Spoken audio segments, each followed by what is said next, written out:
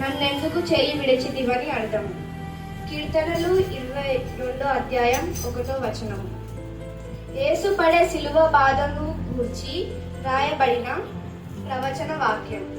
నన్నెందుకు చేయి విడిచిపెట్టావు? పాపులకు పడవలసిన శిక్షను ప్రభువు భరిస్తున్నాడు. పాపిగా చేయబడ్డాడు. తండ్రి అయిన దేవుడు యేసును వదిలేశాడు.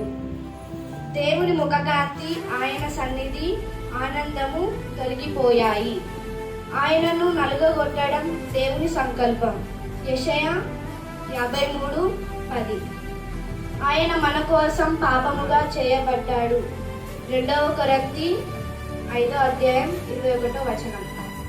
పాపానికి వ్యతిరేకంగా ఉండే దేవుని కోపాన్ని యేసు అనుభవించాడు. కాబట్టి దేవునికి వ్యతిరేకంగా పాపం చేసి, లోకంలో స్నేహం చేసి, దేవుని సన్నిధిని, ఆయన తోడును పోగొట్టుకోవద్దు. మరలా పాపం చేసి మరలా యేసుని సిలువకు వేయొద్దు. ఇక నుండైనా దేవునితో కలిసి ఉంది.